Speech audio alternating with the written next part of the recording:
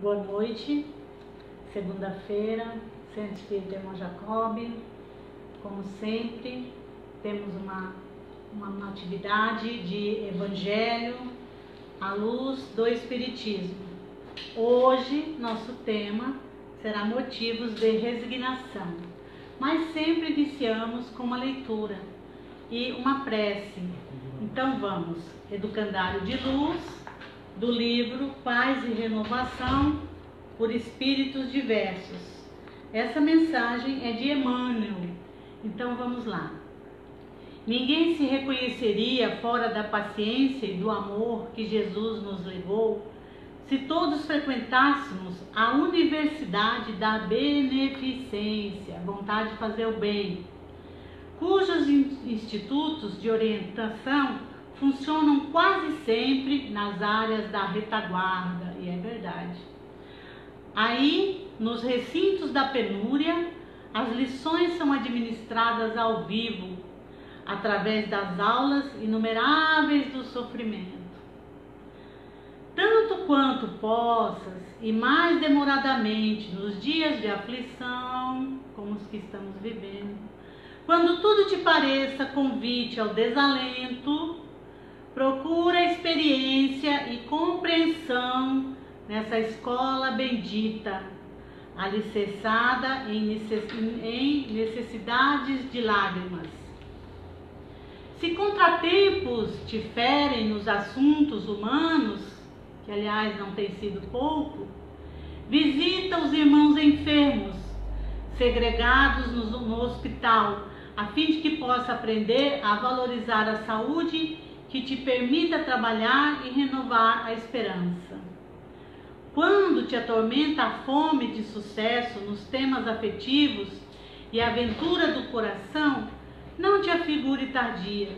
Toma contato com aqueles companheiros que habitam furnas abandonadas, para quem a solidão se fez o prato de cada dia. Ante os empeços da profissão com que o mundo te honra a existência, que também tem sido muito comum, consagra alguns minutos a escutar o relatório dos pais de família, entregues ao desespero por lhes escassearem recursos à própria subsistência.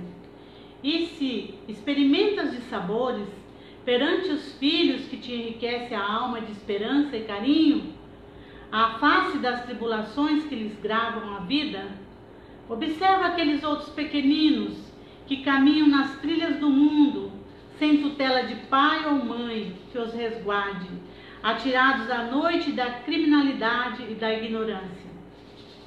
Matricula-te no Educandário da Caridade e guardarás a força da paciência.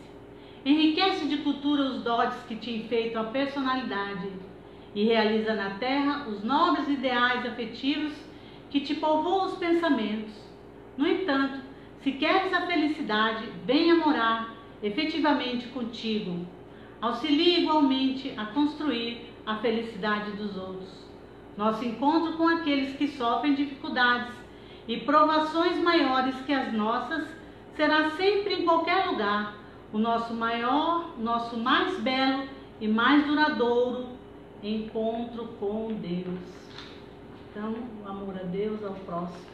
Então, que Jesus nos abençoe esse momento, esses minutos de aprendizado, que a luz dos Espíritos superiores, vindo de Jesus, possa nos envolver a todos, nossos lares, familiares, frequentadores, da onde o nome e os ensinos de Jesus são vistos, ouvidos e falados. Então vamos lá no nosso item de hoje.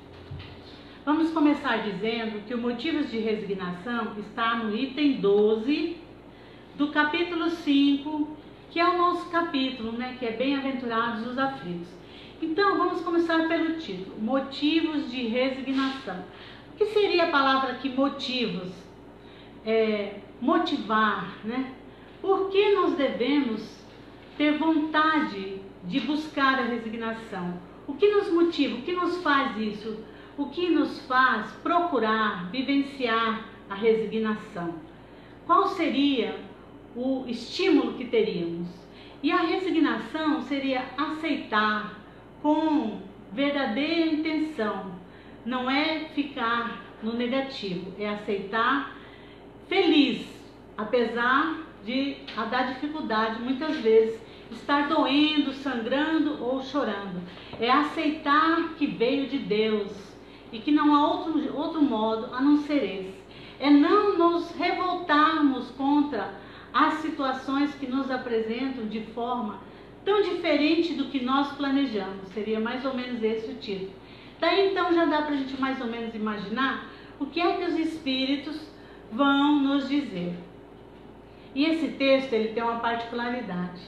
Ele é escrito e em cada parágrafo dá para nós fazermos uma análise, ainda muito pobre devido à nossa condição, mas muito interessante. No primeiro parágrafo, dá a impressão que ele fala para os espíritos obedientes. E se a gente perceber, lá no final ele fecha do mesmo jeito que ele inicia. Então ele diz assim: por estas palavras, bem-aventurados os aflitos, pois que serão consolados. Jesus aponta a compensação que hão de ter os que sofrem e a resignação que leva o padecente a bendizer do sofrimento como prelúdio da cura. Então aqui ele faz uma proposta para aqueles que já estão resignados. Olha, eu estou me curando, eu estava muito doente da alma, estava doente do coração, me perdi na ambição, me perdi na inveja, no ciúme, me perdi. Então é uma doença, porque todos nós somos doentes. E a pessoa então sabe que está se curando. É como significava para os judeus, está se purificando. Esses são os obedientes. Então ele luta, ele tem força, ele é aquele doente que você vai visitar, ele está melhor do que o que foi visitar. Então no segundo parágrafo, eles repetem de novo: também podem essas palavras ser traduzidas assim. Agora ele parece que vai falar para um outro grupo. Já não é mais o dos obedientes, é os que estão se colocando ainda para obedecer. E aí ele muda a linguagem, já não é mais essa linguagem doce do primeiro parágrafo. Ele vai dizer assim: deveis considerar-vos felizes por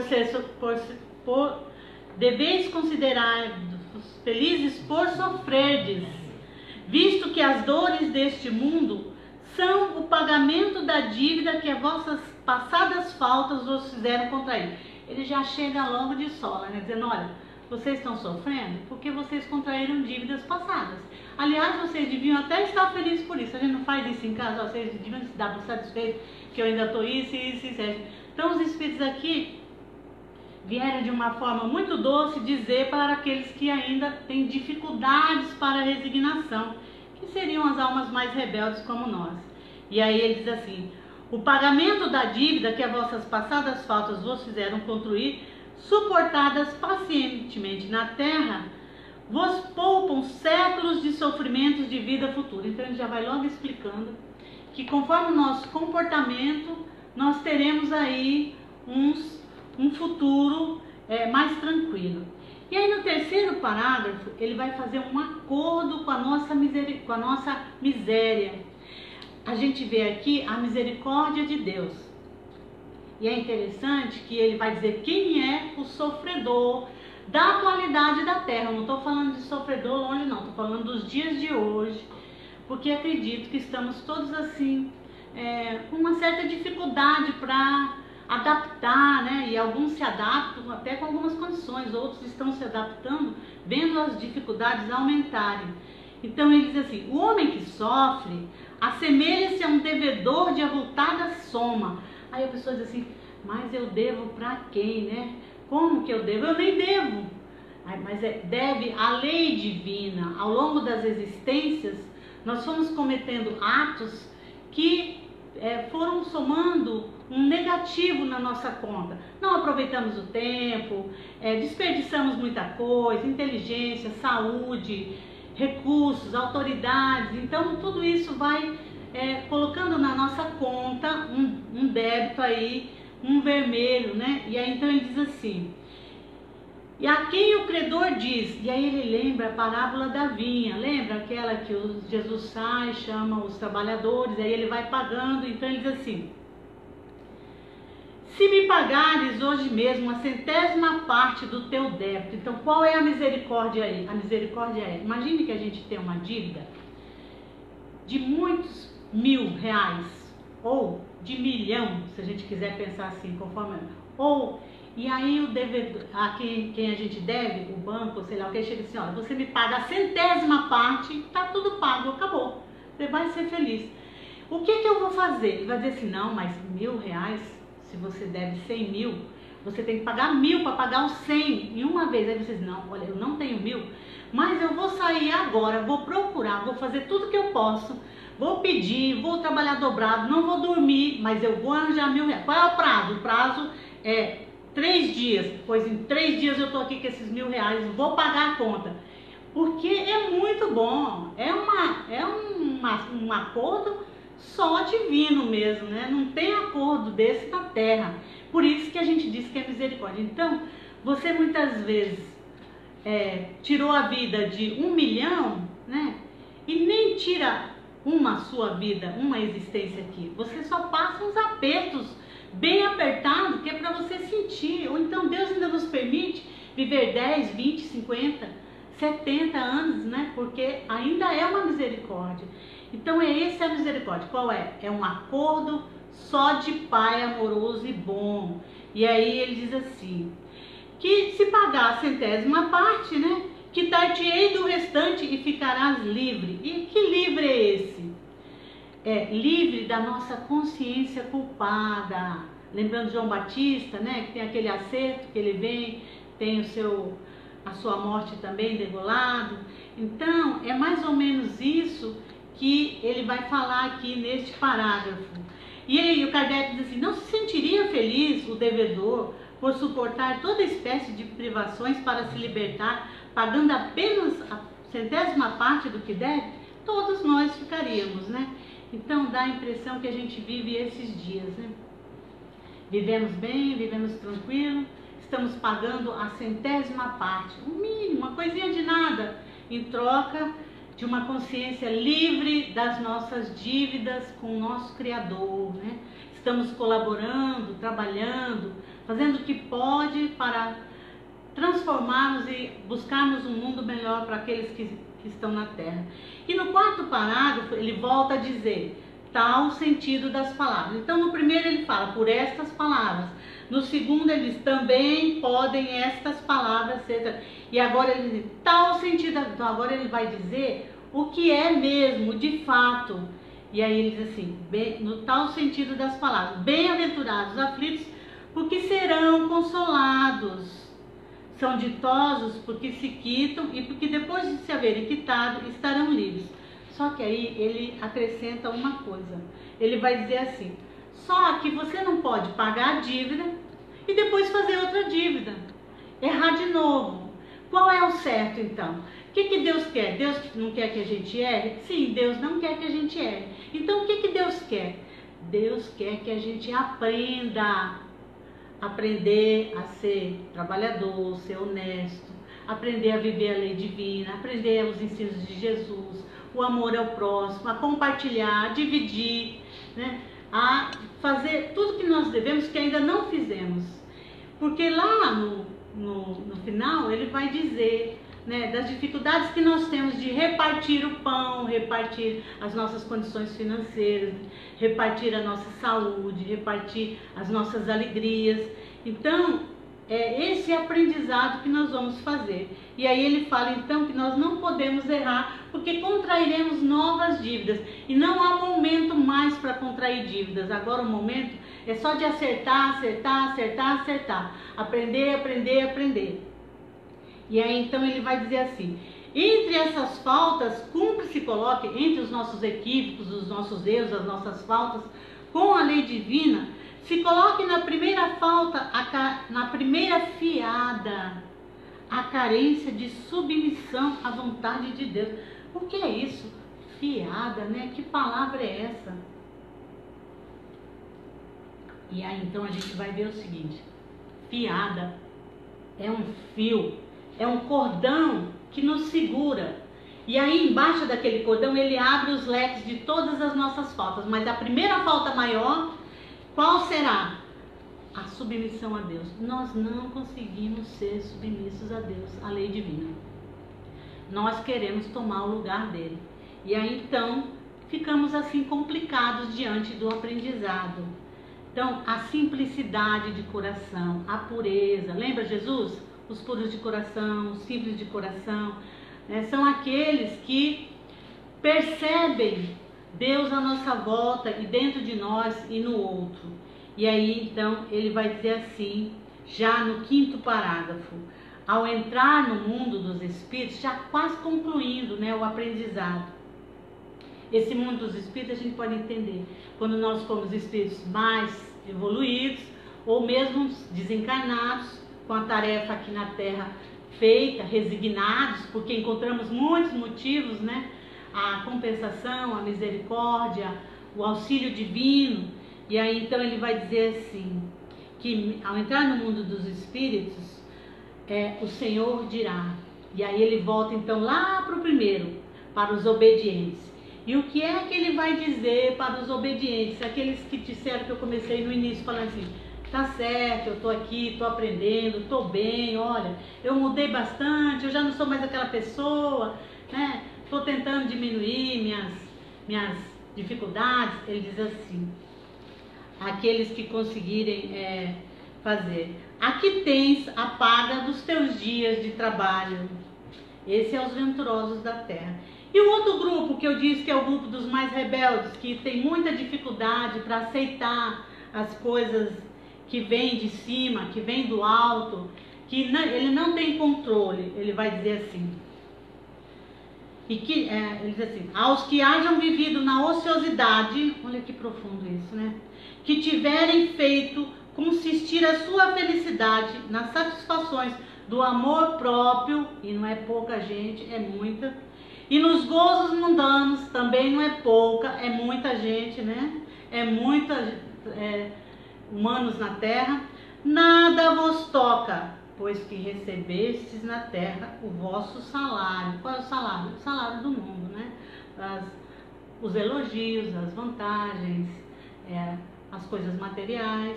Ide e recomeçai a tarefa. Pensa numa coisa difícil. Recomeçar a existência. Não há nada mais doloroso do que perder uma existência.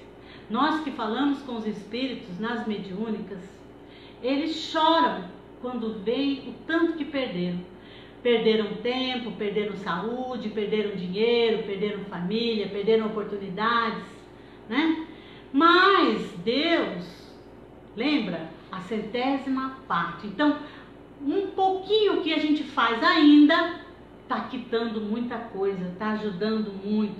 E aí, nesse 5º parágrafo, ele vai dar então aos que conseguiram vencer as suas dificuldades, fazer esse acordo, ele vai então dar o que lhe é devido. E no 13º, no item 13, ele faz então uma reflexão. O que ele vai dizer? Ele vai dizer assim, olha, na Terra, né, tem duas maneiras, dois modos da gente encarar a vida aqui na Terra. Ou você olha pelo prisma espiritual, ou você olha pelo prisma corporal. Qual você tem? Você tem a liberdade de querer ver por um jeito ou pelo outro. Só que tem um detalhe. Por um lado, é menos sofrido e mais feliz. O outro é mais doloroso. Qual você quer? Então, ele vai dizer que pode suavizar ou aumentar o amargor de suas provas. E é isso mesmo. E aí, como que isso acontece? Conforme o modo que encare a vida terrena. Tanto mais sofre ele, quanto mais se alonga a figura da duração do sofrimento. Então, o que acontece? A pessoa que olha a vida do prisma espiritual diz assim, bom, a existência é curtinha, passa logo, né? Isso aqui não é nada, daqui 1000 anos eu vou olhar isso aqui, já passou. Outra coisa, ele deixa de ser invejoso, ambição, acumular muito, porque sabe que não vai levar nada. Pelo contrário, né? Passa isso mais à frente, ajuda quem pode, valoriza os minutos, valoriza o tempo. E é esse então a mudança que faz quem olha pelo prisma espiritual. E outra coisa muito interessante, nós somos indestrutíveis. Ou, se quisermos usar, somos a palavras eternos, entre aspas, dizendo que teremos uma vida infinita, não há fim para nós. Então, isso nos traz muito conforto para aqueles que perdem seus familiares, perder aí também entre aspas, porque ninguém perde ninguém, para aqueles que têm decepções, né? Eu acredito quanta gente não deve estar decepcionado diante da vida atual, porque fizeram 1000 planos e agora vem assim, por alguns dias ou talvez por alguns meses, seus planos frustrados. Então, quem vê a vida pelo prisma espiritual tem mais confiança no futuro, a vida futura, a vida que nos aguarda, que nada é por acaso, que nada se perde, tudo é um grande aprendizado. Nós não possuímos nada a não ser o que levamos para o mundo espiritual. Então, ele vai dizer assim, lá no final, que, olha só, daí tira ele, aquele que acredita num prisma espiritual, daí tira ele uma calma e uma resignação tão úteis à saúde do corpo quanto à da alma, ao passo que, com a inveja, o ciúme e a ambição, voluntariamente se condena à tortura e aumenta as misérias e as angústias da sua curta existência.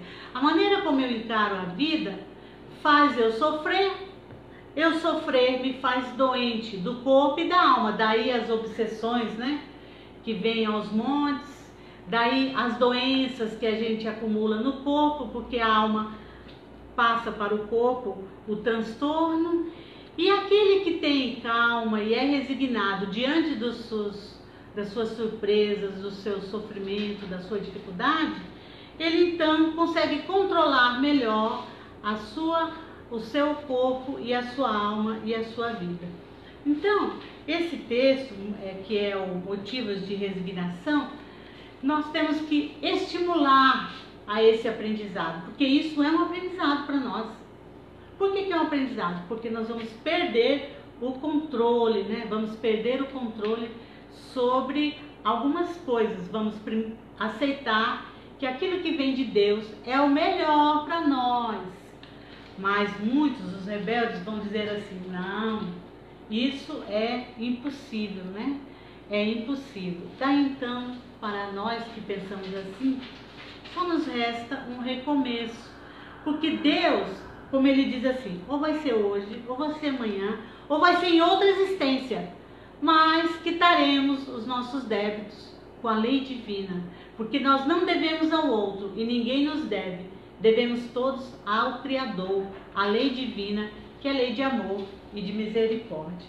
Então, amigos, fica aqui hoje, né, este momento, capítulo 5, item 12 e 13. Observem os parágrafos, observe então o capítulo 13, a reflexão das vantagens de se motivar para a resignação, das vantagens de acreditar que o mundo espiritual, né, a vida futura nos aguarda e que Deus nos abençoe, nos ampare e nos proteja. Até quinta, com nossos irmãos que estarão aqui gravando mais um texto do Evangelho segundo o Espiritismo, encontrado nas nossas casas, em algumas livrarias, que nós temos aqui as falas de Jesus explicadas pelos espíritos superiores e algumas com comentários do próprio Kardec. Que Jesus nos abençoe. Até a próxima.